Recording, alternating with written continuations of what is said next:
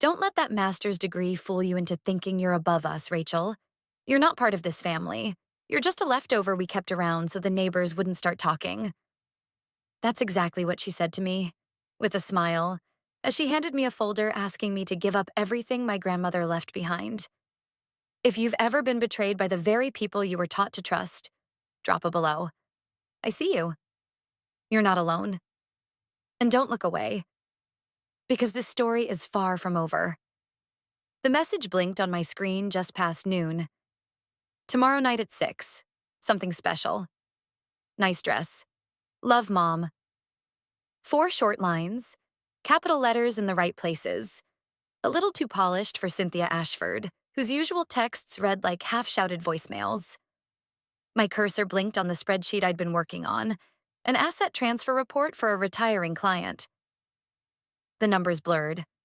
I leaned back in my chair, letting the silence settle. Outside, Chicago was all gray skies and cold wind, a typical late March mood. It fit mine. I didn't move for a while, just stared at that message.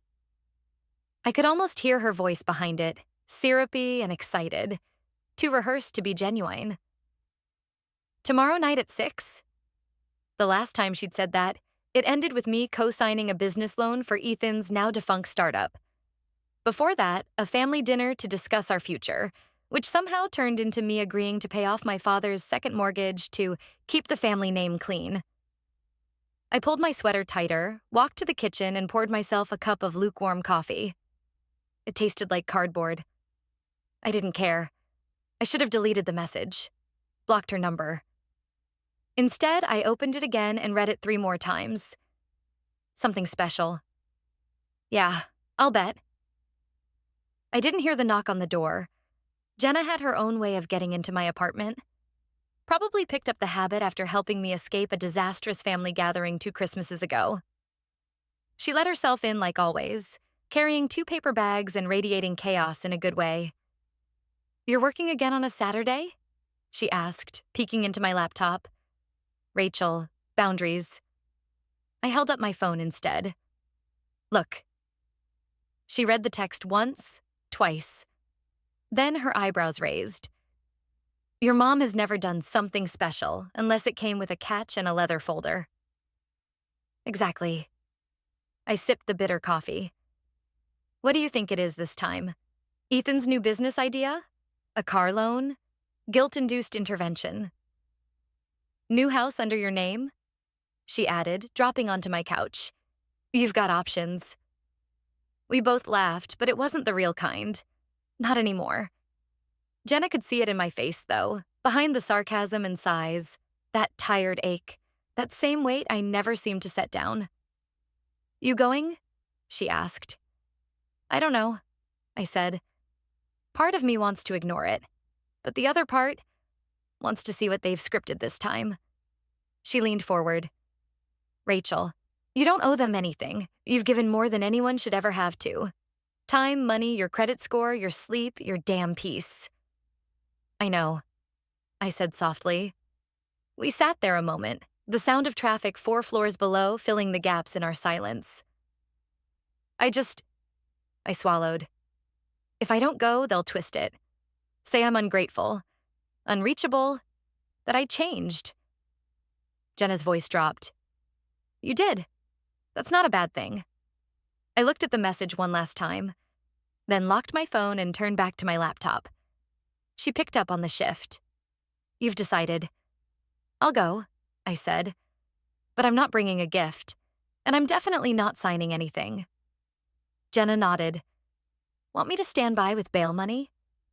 I smiled. "Just keep your phone on." The next evening, I drove toward the house I used to think of as mine. Half the mortgage payments had been routed through my account during my first job out of grad school. They'd never let me put my name on the deed. The neighborhood looked the same. Neatly trimmed lawns, warm porch lights, plastic flags waving in early spring wind.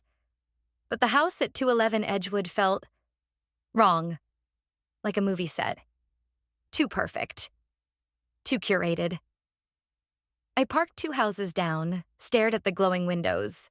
Inside, shadows moved, Arms lifted in cheer, heads thrown back in laughter. I could already hear the glasses clinking. I stepped out of the car slowly, fixing my coat. The hem of my dress danced around my knees. I hadn't worn heels in a year, but tonight I wanted to stand eye to eye with anyone who tried to shrink me. As I approached the door, the air changed. Sharper.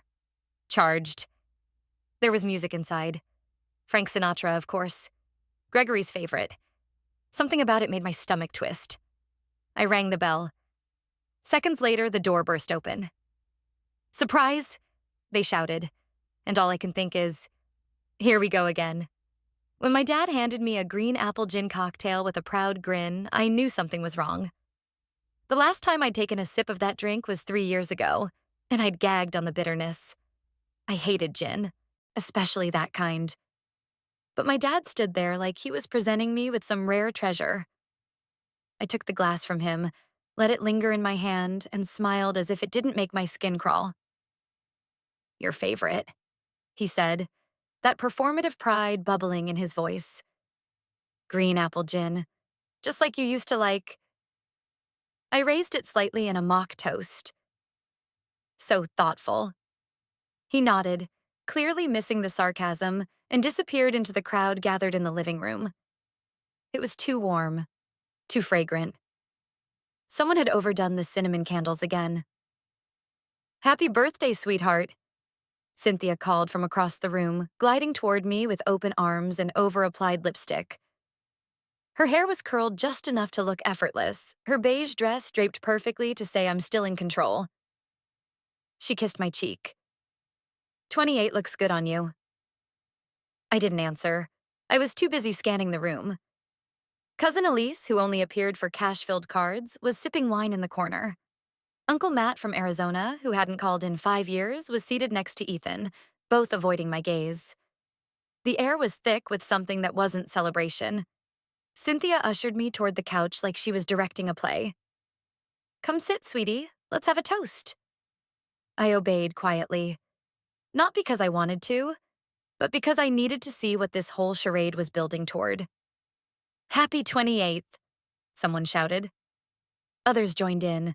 A wave of slightly off-key enthusiasm followed, ending in a round of awkward clapping. A cake appeared. 3 tiers, excessive frosting, gold sprinkles. "To our shining star," it read. I smiled, tight, like I'd been trained to. Then, just as I took the seat they'd clearly reserved for me, Cynthia clapped her hands once and Gregory returned, this time with something behind his back. He revealed it like a magician. An embossed leather folder, thick and too formal for anything birthday-related. "Just something from Grandma's trust," Cynthia said lightly, placing it on the coffee table in front of me. "Purely a formality, honey." Formality. The word made my teeth itch. The folder sat there like a trap that hadn't been sprung yet. I glanced at it but didn't touch it. I took another slow sip of the drink, letting the sting remind me why I stopped trusting them years ago. "Go ahead," Gregory said. "Might as well check it out now." I opened the folder slowly, careful not to show the way my fingers tensed. The first line jumped out at me, clean and bold in Times New Roman. "I, Rachel Ashford, hereby relinquish all rights to the Margaret Ashford Inheritance Trust." The words blurred for a second, not because I didn't understand them, but because I understood them too well. Silence crept in. No one moved. No one breathed. Cynthia chuckled softly. "Oh, sweetheart, don't overthink it. It's just for the sake of logistics. You know how trusts are. So much paperwork. This is just to make things easier for everyone." "For who?" I asked, voice calm. She blinked once. "For the family. You're doing so well, Rachel. You don't really need this, do you?" Gregory added, "It's not like we're cutting you out. It just makes things cleaner." Ethan still hadn't said a word. I looked at him, wondering if he'd at least flinch, but he just stared at his untouched drink like it held answers. I looked back down at the document, then slowly closed the folder. I smiled again, this one even softer than before. Then I picked it up and slid it gently into my bag. I'll read it over tonight, I said. Legal things shouldn't be rushed. Cynthia's shoulders relaxed a little too fast. Of course, dear. We trust you. Funny, I said, meeting her eyes. I thought I was the birthday girl, not the bargaining chip. A hush fell over the room like someone had pressed mute. Even the music in the background seemed to falter. Gregory cleared his throat. It's not like that. I stood up. Thanks for the cake, I said, brushing non-existent lint from my coat. I'll let you know what I decide. Everyone goes quiet. Cynthia's smile freezes. The letter sat unopened for 3 months, until this morning.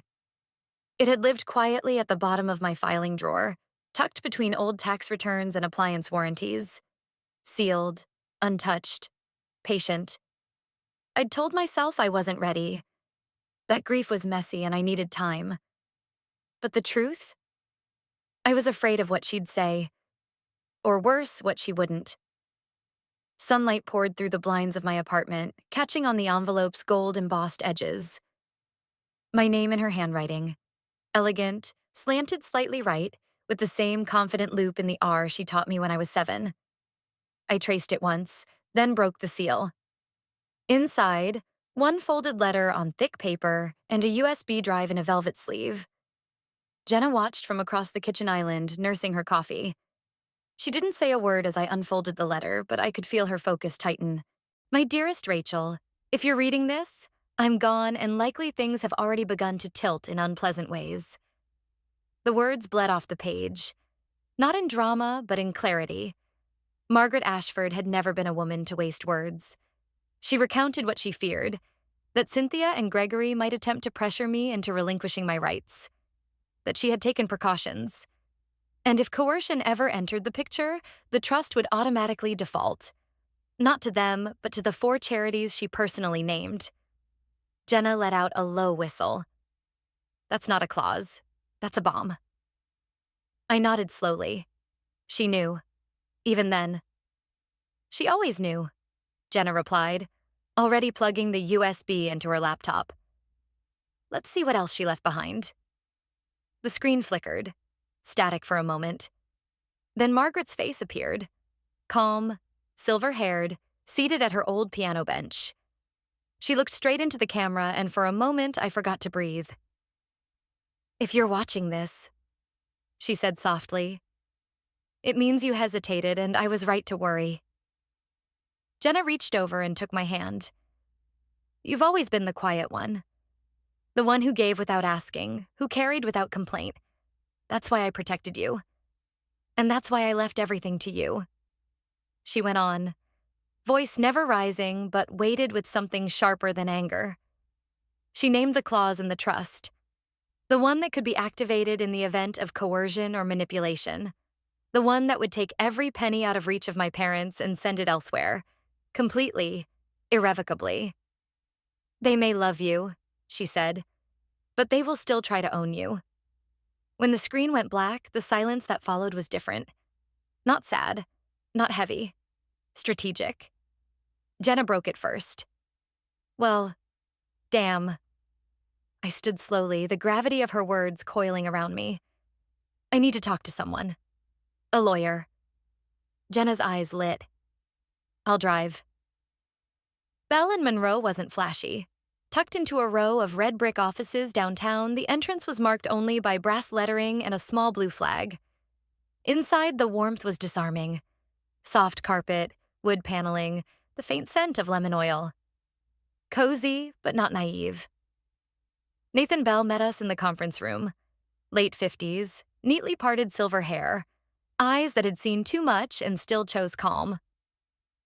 I've been expecting you, he said after introductions. Mrs. Ashford left detailed instructions. He took the letter, read it carefully, then tapped his index finger twice on the desk. What your grandmother included is rare but enforceable. The clause was filed under a conditional irrevocability statute. Any coercion voids inheritance rights for all other parties and sends the full asset into charitable allocation. I absorbed his words like impact zones, one by one. It wasn't just protection, it was leverage. Can we activate it now? Jenna asked, blunt as always. Belle looked at me instead. That's your decision, but I'll ask you something Mrs. Ashford included in her postscript. He pulled a smaller note from the folder and slid it over. Rachel, if you must use the clause, do so with purpose, not with impulse. They may think they hold the pen. Wait until the last page. I looked up at him. If I hold off and they push further, that helps us? He nodded. The more they try, the clearer the case. I closed the folder. Then we wait, I said. Let's see what else they're willing to do. As we walked out, the spring air hit like a warning. Sharp, shifting. In the car, Jenna turned to me. So what's next? I stared out the window, watching a pigeon hop from the curb to the edge of a parked car. I'm going to invite them to my place. Let them think I'm about to fold. They thought the party was over. I was just setting the table for the real one. The living room looked different now. Jenna had spent the whole afternoon rearranging it, pushing the couch back, clearing the wall, dimming the lamps. Neutral. Controlled. Clean. Like a courtroom in disguise. The projector faced the far wall, ready and humming. The leather folder rested on the credenza beneath it. Open, unassuming, deadly. I'd sent the text that morning. Let's talk tonight. 7 p.m. at my place. Just us. I want to resolve this. Cynthia's reply came within 5 minutes. So glad, sweetheart. We'll be there. Love you. Love. The buzzer rang at 6:59. I opened the door and stood aside. Cynthia came in first, wearing another beige dress that somehow made her look softer than she was. Gregory followed with his usual confidence. Suit jacket open, red tie loose but purposeful. Ethan brought up the rear, hands shoved deep into his pockets. Rachel, my mother beamed. You look wonderful, glowing. Thanks, I said.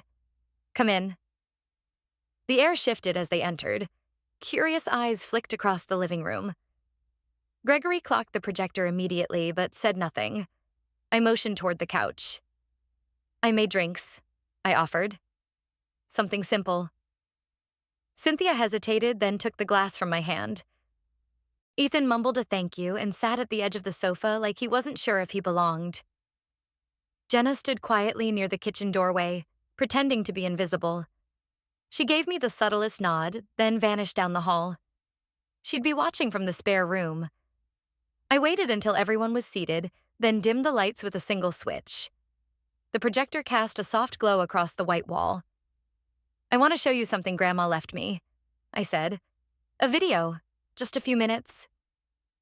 Cynthia shifted. Sweetheart, is this really necessary? We're here to... It won't take long, I interrupted. Then I pressed play. The screen flickered, then steadied. Margaret Ashford appeared in full color, sitting at her piano bench, back straight, hands folded over a leather-bound notebook. If you're watching this, she began, it means Rachel refused to sign anything you brought her. It means she saw through the act. No one moved. I've made my decision clear. Rachel is the sole heir of the Ashford Trust. No one else has a legal claim, nor moral standing to contest it. Gregory's jaw tightened. I've also included a clause, Margaret continued, her voice calm and deliberate. If Rachel is ever pressured or coerced into relinquishing her rights, the entire trust will be liquidated and donated to the following nonprofit organizations. She listed 4 names. Jenna had looked them up earlier. All real. All focused on protecting survivors of familial financial abuse. Cynthia suddenly sat forward. This is slander, she hissed. This isn't what she meant. Shh, I said, not even looking at her.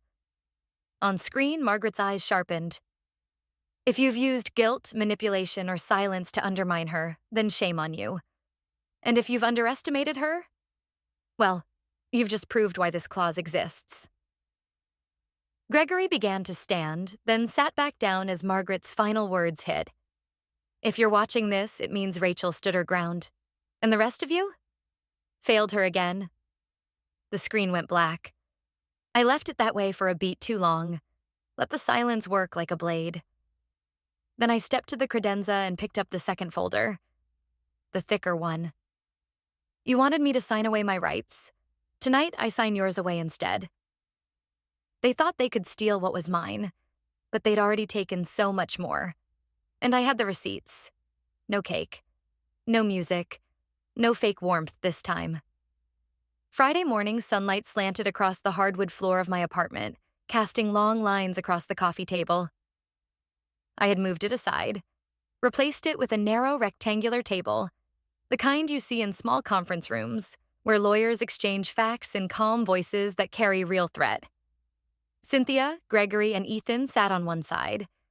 Jenna and I sat on the other. I didn't offer drinks, not even water. A thick black binder sat between us. My laptop glowed softly, casting Jenna's face in cold blue light. She looked like a war strategist. Sharp, unflinching. I opened the binder and turned it toward them. Let's start with this, I said. Credit card ending in 0097, opened under my name when I was 21. Statement shows charges for a spa retreat in Aspen, a pair of airline tickets to the Amalfi Coast, and a $1,200 dinner at Blue Stag, none of which I attended. Gregory shifted. That was a mix-up. Your mother needed the card temporarily. For 4 years? I asked, flipping to the next tab. Here's another one. Opened in my name, linked to your joint checking account. That's fraud, Gregory. He opened his mouth, but I kept going. Here's a disbursement labeled Ethan's medical emergency. $8,000 wired to a Florida dealership. Same day, a used Range Rover was purchased in your name. I looked at Ethan. Did your broken arm drive itself? Ethan stared at the floor, silent, visibly pale. Cynthia scoffed. We didn't steal, we borrowed. You had the means. Jenna tapped a key and her laptop played a crackly audio file. Hi, yes, I'm Rachel Ashford, my daughter. Yes, I'm authorizing a withdrawal from the emergency fund. She's out of town, very sick, but I have her access code. The sound cut. Jenna's face didn't change. But mine did. Calmer, stronger. You forged my signature on the request. You impersonated me on a recorded line. Gregory leaned forward, his tone oozing paternal concern. Rachel, we're family. You're overreacting. This is all for the greater good. I slammed the folder shut. The crack of it snapped through the room like a gunshot. Family doesn't forget your name, gamble your future, and call it love. No one responded. Cynthia looked down. Her lipstick had bled slightly at the corner of her mouth. Ethan covered his face with both hands. I stood and pulled 3 white envelopes from my coat pocket, each thick with printouts and stamped documents. I handed one to each of them. Inside, the consequence they never expected. This is a formal warning, I said evenly. Attempt to contest this trust again, and 50% of it will go to a charity in Grandma's name. I've already filed a security lock with the IRS. Mom texted again today. Let's fix this. We're still your parents. She still doesn't get it. That's the problem. The message sat unread for hours. I saw the preview while sorting pamphlets at the new reception desk, just above the line of text that read, Margaret Ashford Foundation for Financial Justice. I didn't tap it. I didn't need to. I'd already heard every variation of that plea before. The tone never changed. Half guilt, half entitlement, like love should be a currency I'd agreed to keep printing. It was a crisp spring afternoon in Boston, the kind that smelled of thawing soil and city ambition. The windows lining the foundation's office bathed the space in soft light, making the walls feel warmer, the room somehow wider.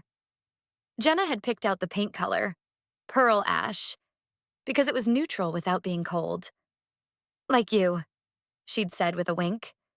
We'd pushed the tables back to create a space for the seminar circle. 22 chairs, 18 filled, mostly college students, a few recent graduates. All of them looking for something they'd barely been able to name when they signed up. Validation, tools, language for the kind of betrayal no one posts about. I stood at the front of the room, fingers resting on the podium. "Thank you for being here," I began. "Some of you heard about us through the legal clinic, some from the student aid office, some by accident. However you got here, you belong." They were quiet, not from disinterest, but from waiting. "I want to say one thing before we begin. You are not selfish for protecting yourself from your own blood." A few students blinked hard. One girl tightened her arms across her chest like she was holding something in. "When someone you love uses your loyalty like a leash," I continued, "it can take years to understand it wasn't love at all. Just control, dressed in family clothes." Jenna stood near the back, clipboard in hand, watching the room as if scanning for signs of healing in real time. I let the silence breathe before closing. "If you take nothing else today, take this. Your boundaries aren't betrayals. They're maps back to yourself." The applause wasn't loud, but it was real. After the session, Jenna approached with a manila envelope. "Mail," she said. "No return address. Hand-delivered." I opened it slowly. A single sheet of paper. "Rachel, I don't expect you to forgive me, but I'm learning. I am." I read it twice, folded it once, slid it back into the envelope, and placed it in the drawer beneath the front desk. Not because I forgave him, but because, for once, it didn't wound. It just was. Back in the seminar room, students were laughing around open pizza boxes. Jenna passed out bottled waters, tossing a sarcastic comment that made two of them snort into their plates. Someone asked about internships. Someone else complimented the logo. No one expected me to fix their lives. No one asked what I could cover for them. No one tried to hand me their consequences. And for the first time, I let out a breath I didn't know I'd been holding. ChatGPT Janoy. Hoja kogang lam chosuim lang kwa kola. Gia trikwa viektuakve. Nung ko ja chansurorang honsutoai mai. Vasudat hontriantong. From the moment Rachel refused to sign away her rights, every move she made was a step out of their shadow. What they saw as obedience, she used as strategy. What they mistook for weakness was the quiet building of strength. And when the curtain finally lifted, it wasn't rage that met them. It was evidence, precision, and the undeniable voice of justice long denied. The inheritance they schemed for slipped through their fingers not because she sought revenge, but because she dared to choose herself. Every forged signature, every lie dressed in sentiment, every manipulated moment was laid bare. Without theatrics, without apology. Her voice didn't rise. Her hands didn't shake. She let the truth speak for itself, and in doing so, stripped them of every illusion of control they thought they had.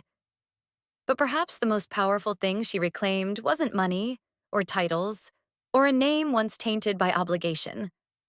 It was peace. A peace hard won, not handed down but carved out from the wreckage of betrayal. A peace that didn't need validation, because it was no longer tied to pleasing those who never saw her clearly. When injustice is met with unwavering courage, the final verdict can echo through generations. Because the moment one person refuses to be used, manipulated, or guilted into silence, they don't just rewrite their own story. They redraw the entire map for those who come after. Sometimes justice doesn't roar. Sometimes it whispers through locked doors, court filings, and firm goodbyes. Sometimes it's simply choosing not to open the door again. Because real love doesn't need leverage, and freedom doesn't beg to be earned. If this story reminded you of something you once stayed silent about, hit like, subscribe, and turn on notifications. Not just to support us, but so you won't miss what comes next. The hidden truths, the voices that were once silenced, and the moments when ordinary people choose to rise. Because no one else will do it for them. This journey is far from over. And you'll want to see how it ends.